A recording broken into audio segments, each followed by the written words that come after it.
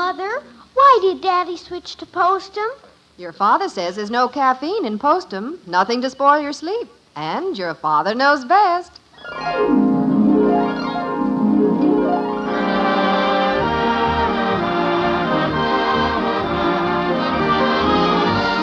Yes, it's Father Knows Best, transcribed in Hollywood, starring Robert Young as father. A half-hour visit with your neighbors, the Andersons. Brought to you by Instant Postum, the good-tasting drink that's entirely caffeine-free, and by Post's 40% Bran Flakes, America's largest-selling Bran Flakes. It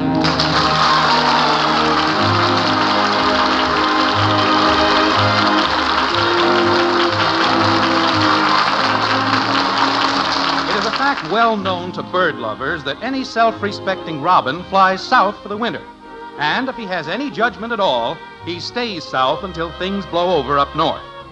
A robin who violates this attractive scheme is bound to be suspect, and it is also a good bet that he will disorganize everything in his vicinity. If you don't believe that, let me cite a case involving a certain family living in a white frame house on Maple Street. It is a cold March evening with little activity outdoors, but much indoors, as the various members of the Anderson family are milling around the kitchen, preparing to depart for various destinations. Like this. Kathy, if you're going over to Patty's house tonight, you'd better get upstairs and change your clothes. In a minute, Mommy. No, you'd better do it now. Don't just stand there staring out the window. There's a bird out there. Well, that's a fairly normal place for a bird. When you go upstairs, tell Bud not to wear those disreputable-looking blue jeans when he goes over to Joe Phillips' house. He's standing on one leg. Bud is? No, that little bird out there. I'll bet he's trying to keep warm. I better bring him in the house. No, Angel. Birds are made to stand cold weather. Can I get him a hot water bottle to sit on? No. Now, please, go upstairs. Margaret, I don't believe I can wear this tuxedo tonight.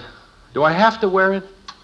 Well, when Mrs. Kirby invited us, she said the other men were going to wear them. I wonder whose fool idea that was. Personally, I think they look nice. Makes a man look dressed up. Yes, but there's a little matter of comfort. These trousers are too tight in the waist. Well, you know whose fault that is. I think the cleaners shrunk them. Oh, sure. Gee, Mommy, he looks sort of out of shape. I do not. I think she's referring to a bird. A bird? Mm-hmm. There's a robin out there, and he's freezing, Daddy. A robin? There are no robins around this time of year. It's too early. Come here and look at him. Why, it'll be another month and a half before... Well, by George, that is a robin. See there? Can I bring him inside and get him warm? No, he's all right. He looks kind of lonesome out there. Can I bring him in just so we'll have some company? Oh, I doubt if he's a very good conversationalist. Margaret, what would happen if I didn't wear this tux? Oh, wear it, Jim. You look fine in it. Besides, I don't think it'll hurt you to suffer a little. It's not often we have a chance to get out and have some fun and relax. Yeah, if I relax in this outfit, there'll be buttons flying all over the place. I better wear something else. No, wear that.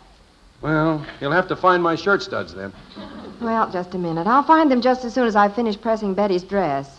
She going out tonight, too? Ralph is taking her to some kind of a concert. Ralph? Oh, probably going to take her to the drugstore to listen to the jukebox. No, this is quite a highbrow affair, I guess. Ralph has convinced her that classical music is the only thing in life worth living for. I wonder how long that will last. I remember modern art had a fast day-and-a-half run. Persian philosophy lasted 2 days. And archaeology was dropped cold after a couple of hours when they discovered that the ancient bones they had found had been buried by a dog the day before. Mother, is my dress ready? Just about, Betty. Ralph will be here soon. Well, it's almost ready. I think I'll wear your blue taffeta instead. I'm wearing that. Would you have to take it up much for me? Betty, Ralph will be here soon. That's what I like. Good, brilliant conversation. Kathy, maybe you should bring that bird in here for a chat after all. Oh, thank you, Daddy. No, kitten. I was only kidding. Look, Daddy, he doesn't fly away. I can pick him up. Kathy, how many times do I have to tell you to go upstairs and change your clothes? Look, Daddy, he likes me. Kathy. You know, he looks like Mr. Quigley at the drugstore. Mr. Quigley? Just a little fuzz on top of his head. Well, yes, there is a resemblance. Same shaped legs. Kathy! Okay, Mommy. Here, Daddy, you hold Mr. Quigley. Well, now, wait, I don't want... By George, he does seem awfully cold. Where do you think we ought to keep him? Oh, I don't know. He's probably better off outside, I guess. We can't put him out, Daddy. Kathy, honey, you've just got to get your clothes changed if you're going over to Patty's. Well, I don't think I'm going. What? I've got to stay home and take care of Mr. Quigley. Well, you can't stay here alone, and everyone else is going out. I won't be alone. Mr. Quigley will be here. Well, put Mr. Quigley in a shoebox or something, and then run upstairs, and don't forget to tell Bud to wear his good slacks. What's this about wearing good slacks? Oh, I don't want you to go over to the Phillips looking like a tramp. But, Mom, Joe and I are going to be down in his basement working. Working? Yeah, we're going to build a... For Pete's sake, what's that you got, Dad? This is Mr. Quigley. Huh? Will this box do, Mommy? I guess so. I better put some cotton in it to make it nice and warm. Well, I'm not too sure if it's good for a bird to be inside like this. But he's sick, Daddy. Oh, maybe he's just hungry. Try some breadcrumbs on Mr. Quigley. Mr. Quigley? Holy cow, this whole family has slipped its wig. You're just finding that out? I'm getting out of here while the getting is good. Now, wait, Bud. You can't go looking like that. But, Mom, I'll wreck my good slacks. We're going to build a boat tonight. A boat? What kind of a boat? A 28-foot sloop. Don't you have to build that out of doors? Well, we thought of that, but the light's better in the basement. We got the plans for it out of the Boy Mechanics magazine. And you plan to build this boat tonight? Yeah, if I ever get over there early enough. Uh-huh. We're going to sail around the world in it this summer. Come on, Mr. Quigley. Eat. Gee, he doesn't seem hungry. Well, don't force him. He's probably frightened. Sail around the world, huh? What day are you leaving? July 5th. We didn't want to miss out on the 4th of July. I see. Got everything all planned out, huh? Yep, gonna take 2 weeks for the trip. 2 weeks? To sail around the world? Yeah. Well, we don't want to rush it. After all, a guy doesn't make a trip around the world very often. Not in 2 weeks, he doesn't. Come on, Mr. Quig. Eat. Mother! Maybe he doesn't like white breadcrumbs. Maybe he wants whole wheat. It does look like he's been on a diet. Mother! It's just about finished, Betty. I've decided not to wear your blue taffeta. You never were going to wear it. It makes me look too corny. What's Tallulah getting made up for? What do you think I ought to wear? This dress I've been pressing for the last half hour. Well, I gotta get going. Joe's waiting for me. Hey, Shrimp, what are you doing? Putting peanut butter on the breadcrumbs. Maybe Mr. Quigley doesn't like his bread plain. Oh, brother, what a bird brain. And I'm not talking about Mr. Quigley. Come on, Quiggy. Eat. Here, you're doing that all wrong. Just sprinkle the crumbs in front of him and then go away and leave him alone. Say, that's a good idea. That'll give you time to get your clothes changed, Kathy. But I'm not going, Mommy. Oh, yes, you are. Claude Messner said they had a sick bird once in Altoona, Pennsylvania. And they fed him with an eyedropper. How could you get breadcrumbs down an eyedropper? They were feeding him milk, knothead. All right, let's not start an argument. We haven't time. Say, it is getting late. What time are we supposed to be at the Kirby's? 7:30, I think. Then you better start getting ready, Margaret. Well, I'm trying to get everyone else squared away first. You were going to find those studs for me, too. Yes, dear, I know. Mother, do you think this dress makes me look cultural enough? You know, in a sort of subdued chamber music mood? Yes, I'd say you look like a subdued chambermaid in that outfit. Oh, Father. Betty, I thought you asked me to press this dress for you. Did I? Hey, Betty, do you know where an eyedropper is? We want to squirt some milk into Mr. Quigley. What? You don't squirt it in him, Shrimp. You just drip it down his beak. What in the world are you two clowns? Oh, where'd you get the robin? He's mine. Oh, he's cute. What's the matter with him? Doesn't he feel well? Well, I doubt if he could pass the physical for the Air Force right now. You know, I think that's the robin that had her nest right outside the breakfast room window last summer. Remember? Her nest? Remember, she had some little robins, and we used to watch her feeding them. Watch her feeding them. You might have to change his name to Mrs. Quigley. Will everyone please clear out of the kitchen? We'll never get ready if we don't. Here, Betty, your dress is ready. I don't care whether you wear it or not. And, Kathy, you go upstairs and get your clothes But changed. I'm not going, Mommy. I've got to take care of Mrs. Quigley. But I told you can't stay home alone. Well, I might just sort of stick around with her. I thought you were going to build a boat tonight. Well, we could build it tomorrow night. After all, we're not sailing until July 5th. Gee, she won't eat crumbs off my finger. Well, that's why I figured maybe I better stick around and feed her. We got to get some food into this kid. I think maybe you're handling her too much. Maybe she just wants to rest. You know, it looks to me like its wing is hurt. That's probably why she didn't go south for the winter. Oh, gosh, that's Ralph out there. I wonder if I should go. Well, certainly. You want to go to the concert, don't you? Yes, I guess so. Ralph says that classical music isn't as bad as it sounds, but I don't know. Well, you mustn't keep them waiting, Betty. Well, all right. I'll see you later, Mother. Goodbye, Father. Goodbye, Princess. Jim, we've just got to get going or we'll be late. Yeah, no. Is she eating any more, Kathy? Not yet. Well, we've got to hurry, Margaret. Yes, you're right. Is there anything you can do about that wing? I was just wondering if we could fix up some kind of a splint for it. Good heavens, look at the time. We should have been at the Kirby's 10 minutes ago. I'd better call them. Yes, do that. Tell them we'll be a little late. No, tell them to go ahead without us. What? Tell them something important has come up, but we'll try to get there later on. Bud, go look in the medicine cabinet. See if you can find an eyedropper.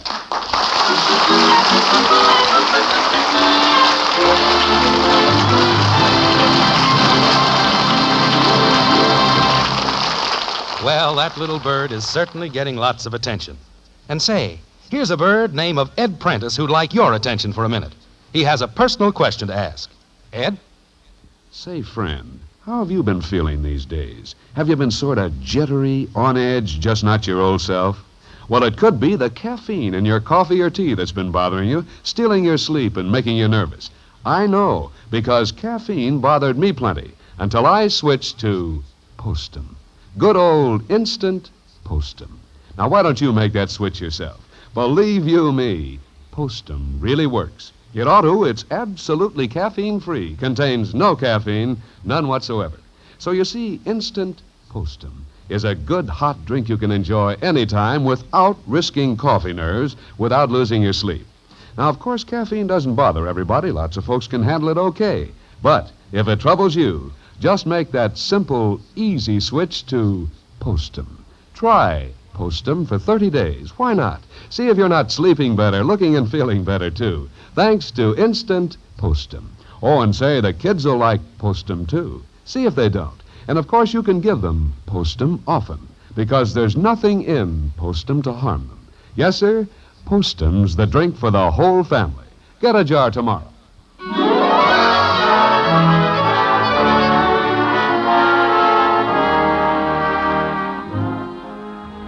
Well, events at the Andersons have taken a strange turn this blustery March evening. A few minutes ago, everyone was getting ready to go out. And then Kathy discovered a robin huddled outside the kitchen window. How do things stand now? Well, Betty tore herself away to go to the concert. But Margaret and Jim and Bud and Kathy are staying home to nurse Mrs. Quigley. That's the robin. Right now, head doctor Jim Anderson is trying to interest the bird in some nourishment by means of an eyedropper and a teaspoon of warm milk. Like this. Turn the shoebox around, kitten. I think the light's bothering her. Like that? Yeah, that's better. Now, come on, Bird. Open your mouth. Daddy, her name is Mrs. Quigley. Open your beak, Mrs. Quigley. Dear, are you sure robins like milk? Certainly. All animals drink milk. Best nourishment there is. Come on, Mrs. Q. Look up here. Watch it, Dad. Don't drop it in her eye. Quiet, Bud. I fed birds with an eyedropper before you were born. Okay. So far, you've given her 3 drops of milk, all on top of her head. There, she drank that one. She doesn't look very happy about it. Maybe she'd rather have Postum. I think she's beginning to perk up a little. She opened one eye. She looked at Bud and closed it again. Well, it's bedtime for you, Angel. Oh, no, Mommy. I can't leave Mrs. Quigley. Well, we'll take care of Mrs. Quigley. You run along, kitten. But I'll worry about her. She moved her tail feathers. There's no need to worry about her, kitten. She'll be all right. Are you sure? Yes, of course. Now, run to bed. Scoot. Good night, Mrs. Quigley. Don't touch her. She's asleep. How do you know? Well, I heard her kind of snoring. A snoring bird. Well, I did. Kind of. All right. Now run up to bed, Angel. She doesn't look too good. Well, she's tired, kitten, and she's warm and comfortable. Probably wants to go to sleep. Come on, I'll take you upstairs. Okay. Take good care of Mrs. Quigley. Don't worry, Shrimp. We'll watch her. I'll be up in a minute to tuck you in. You think she'll be all right, Daddy? Sure. Up the stairs now. She's my very own bird, isn't she? Yes, she's your very own. Maybe we ought to put a dish of water in the box. She might get thirsty. We'll take care of her. Now, get in your pajamas and climb in bed. But what if something happens to her? Nothing will happen. Now, you just stop worrying. You sure? I promise. Gee, thanks, Daddy. You promise?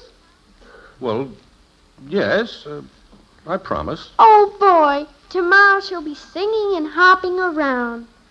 My very own bird. Well, now, kitten, I meant that Will she stand on my finger and sing, Daddy? Well, we'll see. It depends. I gotta hurry and get to sleep so I can hurry and wake up. Good night, Daddy. Good night, kitten. Say good night to Mrs. Quigley for me. I will. Good night. Good night. Jim, I'm coming. Where are you, honey? we're in the den. How's Mrs. Quigley? Looks pretty droopy. We brought her in here. Thought it might be warmer. What do you think, dear? I don't know. But somehow we've got to pull this bird through, Margaret. Before I thought, I promised Kathy.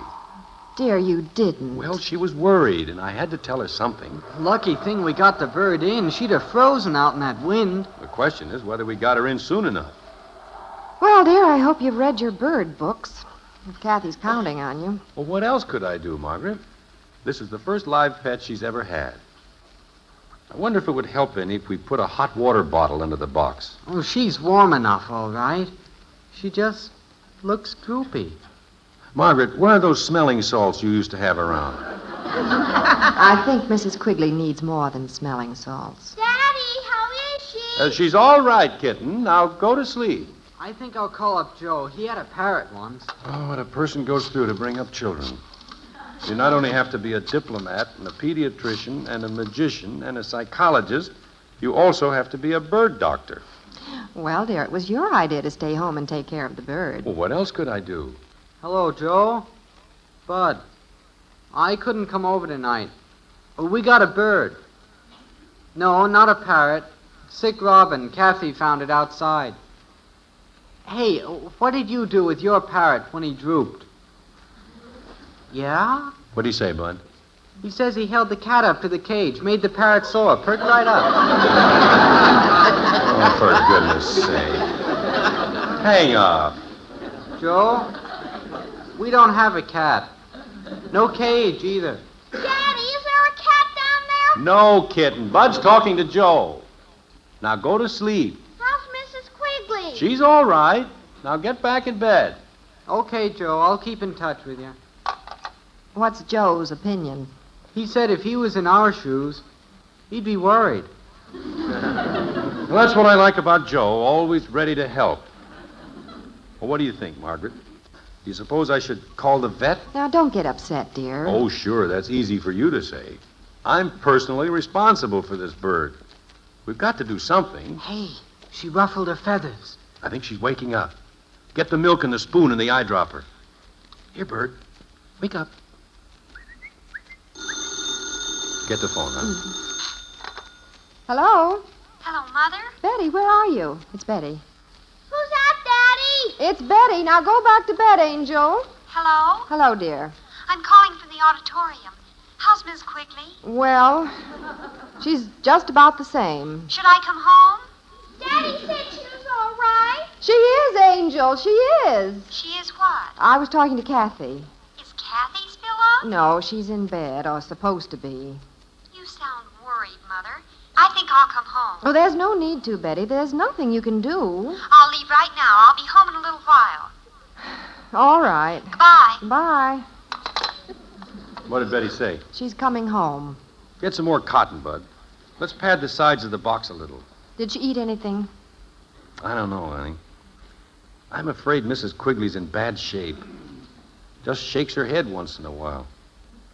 Such a pretty bird. I don't know what to do. If anything happens to her, Kathy will be heartbroken. Look out. Here comes the shrimp. How is she, Daddy? Now, kitten, why aren't you in bed? I couldn't go to sleep. I'm worried about Mrs. Quigley. You mustn't worry, Angel. Is she gonna live, Daddy? Well, I don't know, kitten. We're doing everything we can. You said she'd be all right. I know, but sometimes you just can't tell. Maybe if I took her up to bed with me. No. She's better right here in the box. Could I hold her? I think you'd better leave her there, kitten. She's resting. She's gonna be okay, Shrimp. Come on, Angel. I'll tuck you back in bed. Take care of her, Daddy. I will, kitten. Don't you worry. Gee, she sure looks droopy, Dad. I don't know what to do, Bud. Well, could we give her artificial respiration? I doubt it. Give me the phone, Bud. Who are you gonna call? Dr. Evans. He raises birds. I can't think what else to do. Hello, Ed. This is Jim Anderson, Ed. I've got a real problem. No, the family's all right, but we've got a bird in here. A robin Kathy found outside. Yes, it looks pretty sick. I want to pull it through if possible, for Kathy's sake. You Who are understand? you talking to, dear? Dr. Evans. Well, it ate a little, but it doesn't seem to have much life. There isn't, huh? Well, thanks anyway, Ed. Good night. What did he say, Dad? He says there's nothing we can do. A wild bird. He said we'll just have to wait and see. Poor Kathy. She's up in her bed wide awake. Is that you, Betty? Yes, I'm home. How is she? Any change? Can't tell, Princess. Dad just talked to Dr. Evans. What did he say? Well, to be truthful, there isn't much hope. Well, there must be something somebody can do. Is she worse, Daddy? Oh, kitten. I couldn't stay in bed. Hello, Mrs. Quigley. Angel. She doesn't move, Mommy. Well, she's sleeping, dear. That's the best thing for her, Kathy. Sleep. Will she wake up? Sure. Sure she will. You must go to bed, Angel. Mommy, Yes, dear. could I say my prayers down here? Well, I guess so. Before I sleep, I pray God will keep us close to him. Shelter and guide us in the night and the day. And if you could, please, God, help Mrs. Quigley. She's a good bird. Thank you, God. Amen.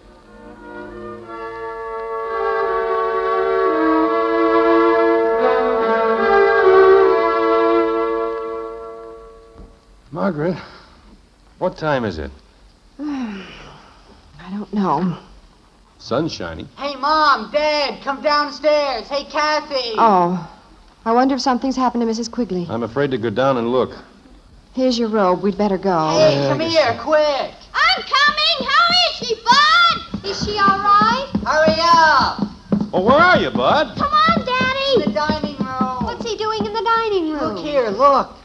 It's Mrs. Quigley. She's up. Look, Father, perched on the flower pot by the window. Well, I'll be darned. My bird. A robin at the window. If we only had a picture of that. She was sitting right there when I came down. Here, Mrs. Quigley. Look how tame she is. Jumped right in my finger. She was sitting right there in the sunshine. Are we going to keep her? Sure, I'm gonna keep her. She's my very own bird. Kitten, if we keep Mrs. Quigley, we'll have to put her in a cage. I know. I suppose we could put the cage by a window where she could look out through the bars. I guess she'd be able to see the other robins hopping from branch to branch in the big oak tree. She could look through the glass and watch all the other birds flying free, singing, building their nests. But I wonder if Mrs. Quigley will be happy, just watching. Gee, I wonder. Being a child, you should know, kitten. The robins are nature's little children. She made them for the trees and the sky and the lawn in the morning. What do you think? Open the window, Daddy. There she goes. Bye, Mrs. Quigley. That was a nice thing to do, Angel. Smell that air.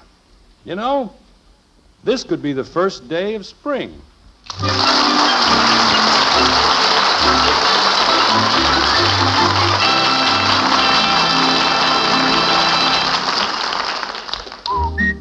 For goodness sake, eat Post Bran Flakes.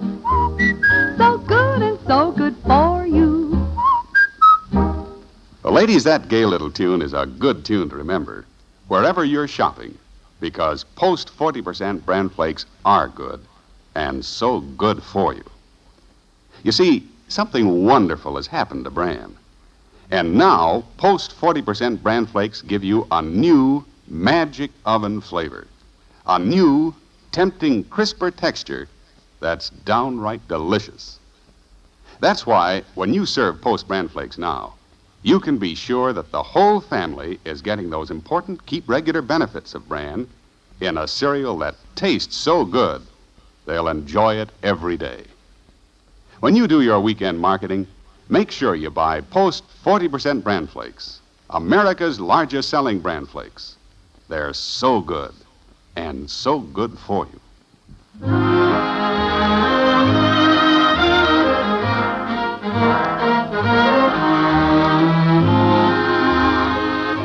Well, Saturday afternoon at the White Frame House on Maple Street is the time for doing all the little odd jobs that accumulate during the week. And so on this Saturday afternoon, we find Jim Anderson with hammer and saw, a few pieces of wood, some nails, and a stepladder, engaged in some project outside the back porch. Like this. What are you doing, Father? Building a house. A house? What are you making, Dad? A house. A house? Hand me that sack of nails there, will you? What are you doing, Daddy?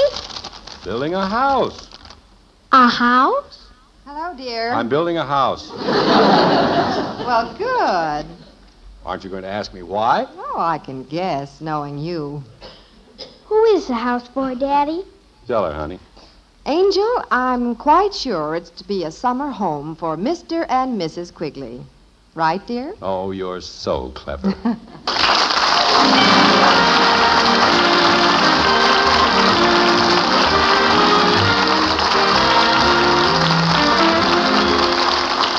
Join us again next week when we'll be back with Father Knows Best, starring Robert Young as Jim Anderson.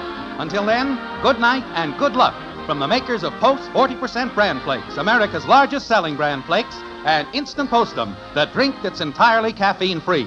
In our cast were Rhoda Williams as Betty, Dorothy Lovett, Ted Donaldson, and Helen Strome. It's the best hot cereal you ever ate. Post Wheatmeal, the best hot cereal anybody ever ate. Rich and delicious with a nut-like flavor you'll never want to miss. And hot Post Wheatmeal is so good for you. Packed full of solid whole wheat nourishment, especially good for children. Post Wheatmeal takes just 3 minutes to cook. Get the big family economy size with the picture of Roy Rogers on the package. Post Wheatmeal. The best hot cereal you ever ate.